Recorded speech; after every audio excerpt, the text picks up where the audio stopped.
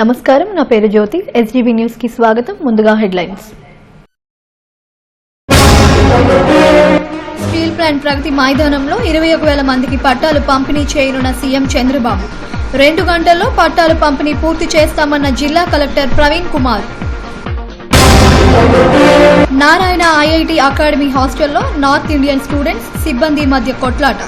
PM Palem police స్టేషన్లో ఫిర్యాదు చేసిన ఇరు వర్గాలు. భూ కబ్జాలపై స్పీడ్ పెంచిన సిట్ అధికారులు. కొమ్మాది, బక్కన్నపాలెం, పీఎం పాలెంలో ఎన్ఓసీ ఇచ్చిన భూముల పరిశీలన. డ్రగ్స్ నియంత్రణకు స్పెషల్ డ్రైవ్. నిర్భయ లాంటి ప్రత్యేక చట్టాలు తెచ్చేందుకు ప్రభుత్వం సిద్ధంగా ఉందన్న మంత్రి గంట. ఏజెన్సీలో మలేరియా రోగులకు ఆహారం అందించేందుకు సిపిఎం చేయూత. పీహెచ్సీలు 24 గంటలు పనిచేసేలా చూడాలన్న నేతలు. గాజువాకలో 50 ఏళ్ల నాటికల సాకారం కానుంది. బుధవారం స్టీల్ ప్లాంట్ ప్రగతి మైదానంలో 21,000 మందికి సీఎం చంద్రబాబు పట్టాలు పంపిణీ చేస్తారు. పట్టాల పండుగపై ఓ రిపోర్ట్. ప్రభుత్వ భూములను ఆక్రమించుకుని గృహాలు నిర్మించుకున్న వారికి ప్రభుత్వం పట్టాలు మంజూరు చేసింది. తొలి విడతగా 30,000 మందికి పట్టాలు పంపిణీ చేసింది. రెండో విడతలో 21,225 మందికి పట్టాలు ఇవ్వడానికి జిల్లా యంత్రాంగం అన్ని ఏర్పాట్లు చేసింది. సుమారు 8,300 కోట్లు విలువ చేసే రెవెన్యూ భూమిని పేదలకు అంకితం చేయనున్నారు.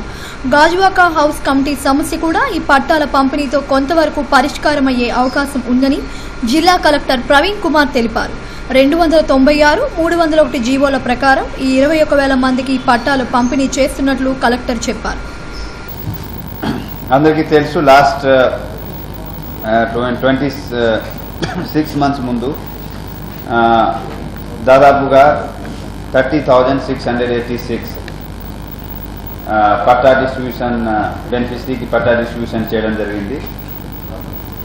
అలాగే ఇప్పుడు ఈ ఫేజ్లో కూడా దాదాపుగా 15,840 296 జియో అంటే less than 100 square yard free of cost regularization చేసే పద్ధతిలో చేస్తున్నాము. అలాగే గాజువాక హౌస్ కమిటీ ప్రత్యేకంగా ఒక జియో ఇష్యూ చేయడం జరిగింది. 301 యాజ్ పర్ జియోఎంఎస్ నెంబర్ 301 5,385 ఈ బెనిఫిషరీకి అన్ని కలిపి 21,225 మెంబర్స్కి పట్టా డిస్ట్రిబ్యూషన్ రేపు చేయడం జరుగుతుంది. సో ఈ విధంగా నేను జనరల్గా చెప్పాలంటే లాస్ట్ ఫేజ్ ఈ ఫేజ్ కలిపి 51,991 51,911 51911 ఎంతమంది బెనిఫిషరీ ఇక్కడ రెగ్యులరైజేషన్ వల్ల ఇక్కడ లబ్ధి పొందుతున్నారు. టోటల్ ఎక్స్టెంట్ స్క్వేర్ యార్డ్ చెప్పాలంటే 35 lakhs 35 లక్షలు 9,773 square yards. So huge extent of the government land being regularised. ఈ టోటల్ వాల్యూ కూడా రెండో ఫేజ్ కలిపి చెప్తే 8,369 crores of government land being regularised by the government. ఈ సెకండ్ ఫేజ్లో ఫస్ట్ ఫేజ్లో మళ్ళీ ఒకసారి రిపీట్ చేస్తాను, ఫిగర్ కూడా ఇస్తామండి. ఫస్ట్ ఫేజ్లో 30,686 ఈ డిస్ట్రిబ్యూషన్ చేయడం జరిగింది. ఈ ఫేజ్లో రెండో కలిపి ఫ్రీ అంటే 296 జియోలో 15,840. తర్వాత house committee Gajuwaka recommendation 301 5,385. So total కలిపి ఇప్పుడు దాకా 51,911. ఒక్క గాజువాకలోనే 7,000 మందికి పట్టాలు పంపిణీ చేయనున్నారు. ఎమ్మెల్యే పల్లా శ్రీనివాస్ నియోజకవర్గ కార్యకర్తల సమావేశాన్ని ఏర్పాటు చేసి పట్టాల పండుగను జయప్రదం చేయాలంటూ పిలుపునిచ్చారు. ప్రజల భాగస్వామ్యంతోనే ఈ పండుగ విజయవంతమవుతుందని ఆయన అన్నారు. గాజువాక పరిధిలో జరిగే ఈ పండుగ కార్యక్రమానికి 42,000 మంది హాజరయ్యే అవకాశం ఉందని తెలిపారు. ప్రతి కార్యకర్త పట్టాలు లబ్ధిదారులకు అందేందుకు తోడ్పాటునివ్వాలని కోరారు. మరి ఈ సందర్భంగా వారు ఈ ఎప్పటి నుంచో ఉన్న వారికి నివాసం ఉన్నటువంటి ఆవాసాలకు వాళ్ళు పట్టాలు ఇస్తున్నాం, అంటే సంపూర్ణ హక్కు కల్పిస్తున్నాం. సుమారు మన నియోజకవర్గంలో 7,000 చిల్లర మనం ఇస్తున్నాం, అంటే 6,500 వారికి ఇప్పుడు అయినవి. ఈరోజు రేపు కలుపుకుంటే ఖచ్చితంగా 7,000 అవుతాయని ఒక అంచనా ఉంది. ఇందులో ఒక 1,000-1,500 మనం 296 కానీ తీసుకుంటే మరి గాజువాకలో 5,500 దాకా వస్తున్నాయి. 5,500 సుమారు 50 సంవత్సరాలుగా టైటిల్ డిసైడ్ కానటువంటి గాజువాక భూ సమస్య మరి ఈరోజు వారు పరిష్కారం చేశారు రాష్ట్ర ముఖ్యమంత్రి వారి. రెండో విడత పట్టాల పండుగ ద్వారా ప్రజలకు మరింత చేరువయ్యేందుకు టీడీపీ యోచిస్తోంది. వచ్చే జీవీఎంసీ ఎన్నికల నేపథ్యంలో ఇంత భారీ ఎత్తున పట్టాలు పంపిణీ చేయడం చర్చనీయాంశమైంది. సింహాచలం భూ సమస్యపై కూడా త్వరలోనే జిల్లా యంత్రాంగం దృష్టి సారించే అవకాశాలు కనిపిస్తున్నాయి. నారాయణ ఐఐటి అకాడమీలో నార్త్ ఇండియన్ స్టూడెంట్స్ సిబ్బందికి మధ్య జరిగిన కొట్లాట పోలీసులకు ఫిర్యాదు చేసుకునే స్థాయికి చేరింది. సోమవారం అర్ధరాత్రి సమయంలో జరిగిన సంఘటన సంచలనం సృష్టించింది. హాస్టల్లోని ఫర్నిచర్, ఫ్యాన్లు, మంచాలు ధ్వంసం చేశారు. గ్రిల్స్ ను కూడా ఊపిరాడకుండా ఎంత స్థాయిలో కొట్లాట జరిగిందో అర్థం చేసుకోవచ్చు. పిఎం పాలెం పోలీసులు సంఘటనా స్థలాన్ని పరిశీలించారు. వివరాల్లోకి వెళితే మధురవాడ మిదిలాపూర్ ఉడా కాలనీలో నారాయణ ఐఐటి అకాడమీలో సుమారు 9 నుంచి 10 మంది నార్త్ ఇండియన్ విద్యార్థులు చదువుతున్నారు. సోమవారం అర్ధరాత్రి సమయంలో ఈ విద్యార్థులకు సిబ్బందికి మధ్య కొట్లాట జరిగింది.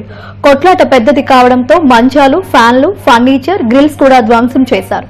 సిబ్బందిపై కూడా దాడులకు పాల్పడ్డారు. దీనిపై కళాశాల యాజమాన్యం పిఎం పాలెం పోలీసులకు ఫిర్యాదు చేసింది. దీనిపై సీఐ లక్ష్మణమూర్తి విద్యార్థులకు కౌన్సిలింగ్ నిర్వహించారు. భవిష్యత్తులో ఇటువంటి సంఘటనలు జరిగితే సహించేది లేదని హెచ్చరించినట్లు తెలిసింది.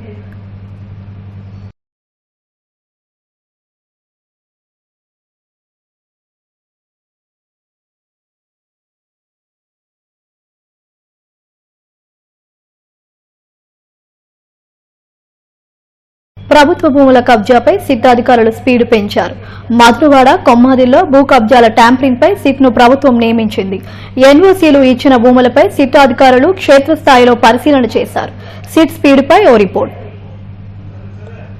రాష్ట్ర వ్యాప్తంగా సంచలనం సృష్టించిన విశాఖ భూ కుంభకోణాలపై సిట్ అధికారులు వేగం పెంచారు. ఫిర్యాదుల స్వీకరణ పూర్తయిన తరువాత క్షేత్రస్థాయిలో భూములను పరిశీలిస్తున్నారు. ముఖ్యంగా కొమ్మాది, బక్కన్నపాలెం, పిఎం పాలెంలో ఎన్ఓసీలు ఇచ్చిన భూములను సిట్ అధికారులు పరిశీలించారు. రెవెన్యూ అధికారులు ప్రభుత్వ భూములకు భారీగా ఎన్ఓసీ జారీ చేశారు. దీంతో చాలా మంది కబ్జాదారులు ప్రభుత్వ స్థలాలనే లేఅవుట్లు వేసి ఆక్రమించుకున్నారు.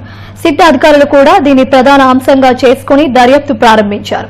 ఈ 3 ప్రాంతాల్లో ఎన్ఓసీలు ఇచ్చిన భూములను పరిశీలించారు. నివేదికను ఉన్నత అధికారులు సమర్పిస్తామని సిట్ అధికారి రంగరాజు తెలిపారు.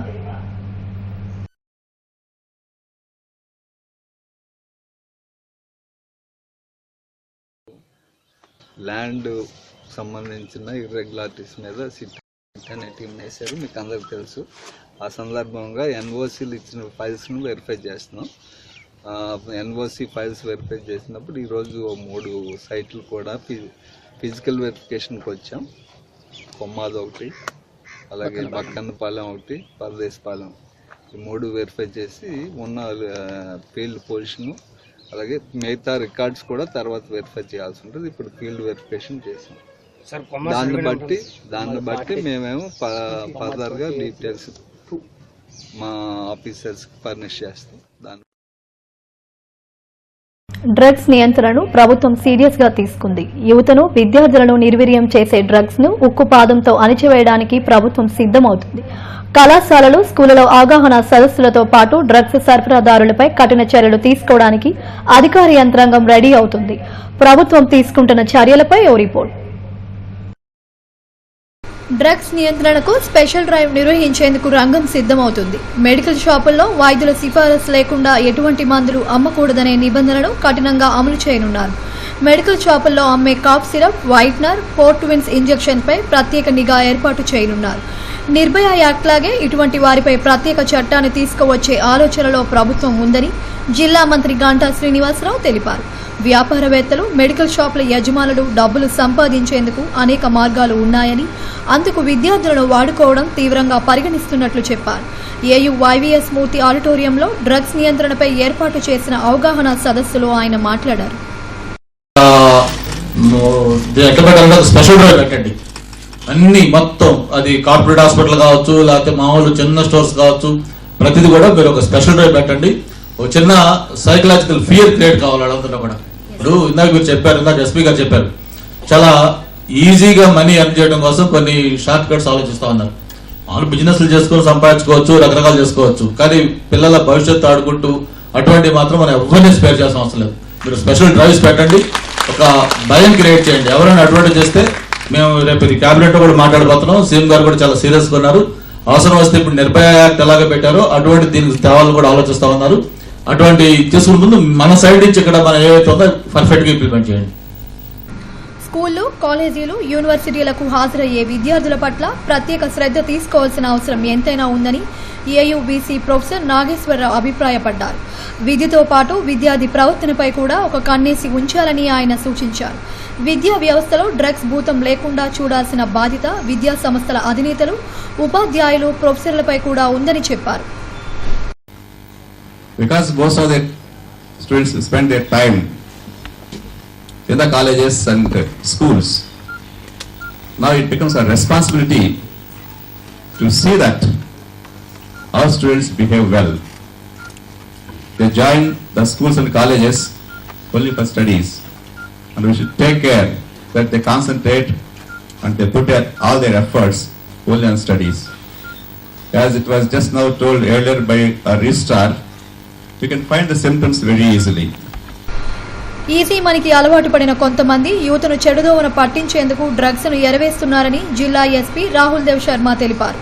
రూరల్ ప్రాంతాల నుంచి పట్టణాలకు విద్య, ఉద్యోగం, ఉపాధి కోసం వచ్చే యువతను మాఫియా టార్గెట్ చేసే అవకాశం ఎక్కువగా ఉందని, వారిపై దృష్టి సారించాల్సిన అవసరం ఉందన్నారు. Education institutions, if they come into private police, and again their future is lost. So they should not fall prey to it. Their future is important, and just actually they may not be doing it wantedly, just for fun they may do it, but that fun may lead them in troubles. So these are some legal provisions, especially in NDPS Act. What we are facing in telling about the rural area, what we are seeing, not the city, in the rural area, most of the transportation is done by students only. Reason being quick money. What we see is, just if you bring ganja from some agency area, example if I say Araku is familiar term for you, Araku to Vizag, just a transportation on a bike, 2-3-4 kgs, 2-3 bags in your bike, you will get 5,000 rupees. Drugs నియంత్రణకు రాష్ట్ర ప్రభుత్వం వచ్చే cabinet సమావేశంలో కీలక నిర్ణయం తీసుకోనుంది. ముఖ్యమంత్రి చంద్రబాబు కూడా ఈ అంశాన్ని సీరియస్ గా పరిగణిస్తున్నారని మంత్రి గంటా తెలిపారు. ఈ కార్యక్రమంలో ఎమ్మెల్యేలు పంచకర్ల రమేష్ బాబు, గణబాబు, వాస్పల్లి గణేష్ కుమార్, బండారు, ఏయూ రిజిస్టర్ ఉమా మహేశ్వరరావు, జిల్లా విద్యా శాఖాధికారులు పాల్గొన్నారు. ఏజెన్సీలో గిరిజన ఆరోగ్య పరిస్థితులను మెరుగుపరిచేందుకు సిపిఎం పార్టీ ఇస్తున్న చేయూత ప్రశంసలు అందుకుంటుంది. గత కొన్నాళ్లుగా 6 వైద్యుల బృందంతో ఏజెన్సీలో మలేరియా రోగులకు సేవలు అందిస్తుంది. వీరికి ఇప్పటికే 8 లక్షల రూపాయలు విలువైన మందులను దాతల నుంచి సేకరించి పంపించింది.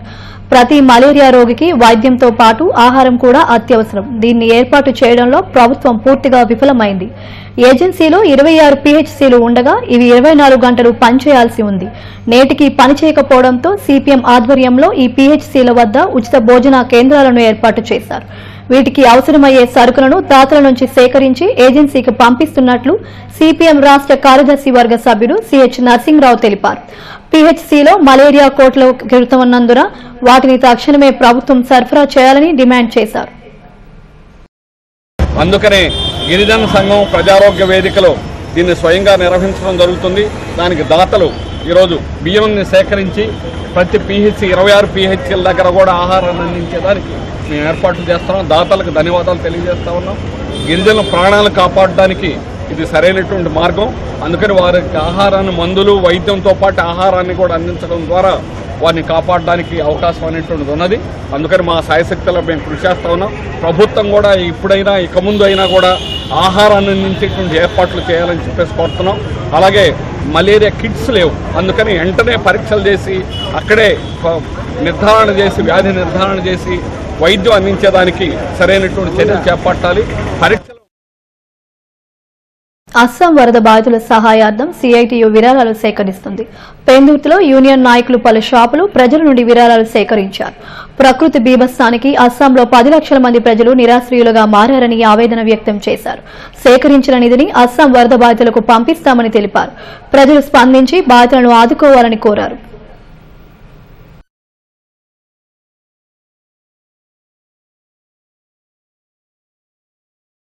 కూడా అస్సాం రాష్ట్ర ప్రజలను కార్మికులను ఆదుకోవడానికి ఈ రోజు ఒక రోజు అనేది ప్రతి షాప్ కింద ప్రతి వ్యక్తుల దగ్గర దాతల దగ్గరికి వెళ్లి డొనేషన్ చేసి ఆ రాష్ట్రాన్ని ఆదుకోవాలని చెప్పేసి ఈ కేంద్ర ప్రభుత్వానికి ఒక తెలియజేయడానికి మేము ఈ రోజు కార్యకర్తలుగా డొనేషన్ చేయడం అనేది జరిగింది.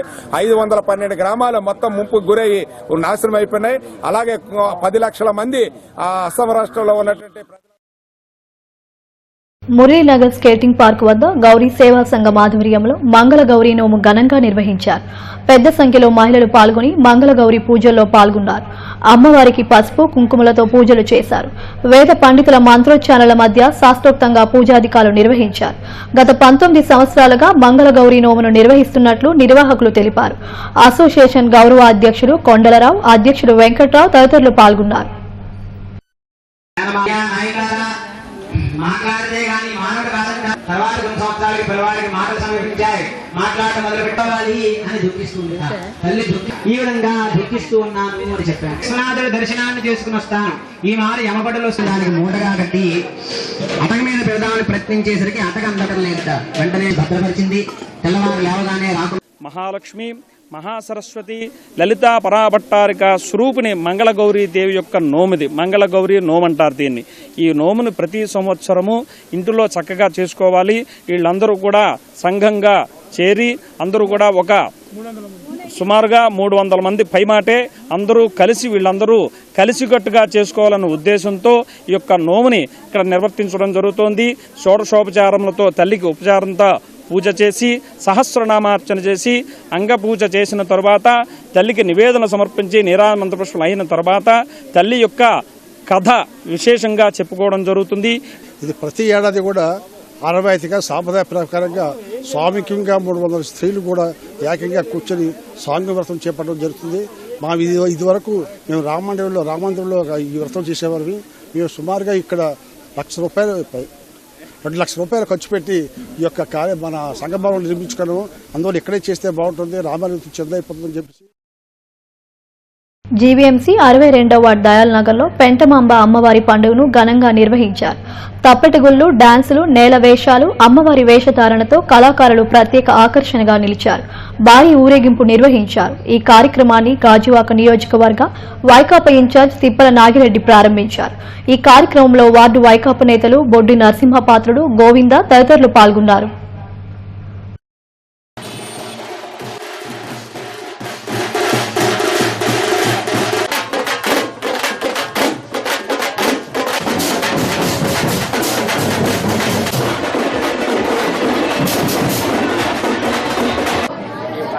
ప్రతి సంవత్సరం కూడా దినదిన అభివృద్ధి చెందుతూ ఇక్కడ ఉన్న ప్రజలందరూ కూడా సుభిక్షంగా అల్లాపాకంతో హ్యాపీగా అభివృద్ధి చెందుతూ అమ్మ ఆశీస్సుల వల్లే మేము ఇక్కడ ఎక్కడెక్కడి నుంచి వచ్చి ఇక్కడ స్థిరపడ్డాము. దయాల్ రెడ్డి గారు మాకు ఆశ్రయం ఇచ్చారు. అందులో భాగస్వాములు చేయడం ముందుగా ఈ కమిటీ పెద్దలందరికీ కూడా నమస్కారాలు తెలియజేసుకుంటున్నాను. అదేవిధంగా ఎప్పుడు పిలిచినా నేనున్నానంటూ పెద్దలు నాగిరెడ్డి గారు ఏ చిన్న పండుగ చేసినా కూడా అన్ని పనులు మానుకొని ఆ పండుగలో. బులెటిన్ ముగించే ముందు హెడ్లైన్స్ మరోసారి. స్టీల్ ప్లాంట్ ప్రగతి మైదానంలో 21,000 మందికి పట్టాలు పంపిణీ చేయనున్న సీఎం చంద్రబాబు. 2 గంటల్లో పట్టాలు పంపిణీ పూర్తి చేస్తామన్న జిల్లా collector Praveen Kumar. Narayana IIT academy హాస్టల్లో నార్త్ ఇండియన్ స్టూడెంట్స్, సిబ్బంది మధ్య కొట్లాట. పీఎం పాలెం పోలీస్ స్టేషన్లో ఫిర్యాదు చేసిన ఇరు వర్గాలు. భూ కబ్జాలపై స్పీడ్ పెంచిన సిట్ అధికారులు. కొమ్మాది, బక్కన్నపాలెం, పీఎం పాలెంలో ఎన్ఓసీ ఇచ్చిన భూముల పరిశీలన. డ్రగ్స్ నియంత్రణకు స్పెషల్ డ్రైవ్. నిర్భయ లాంటి ప్రత్యేక చట్టాలు తెచ్చేందుకు ప్రభుత్వం సిద్ధంగా ఉందన్న మంత్రి గంటా.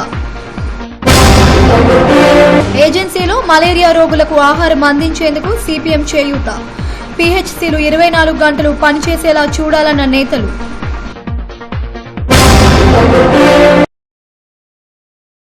ఇవి ఇప్పటి వరకున్న అప్డేట్స్. మరిన్ని అప్డేట్స్ కోసం చూస్తున్నానండి ఎస్టీవీ న్యూస్.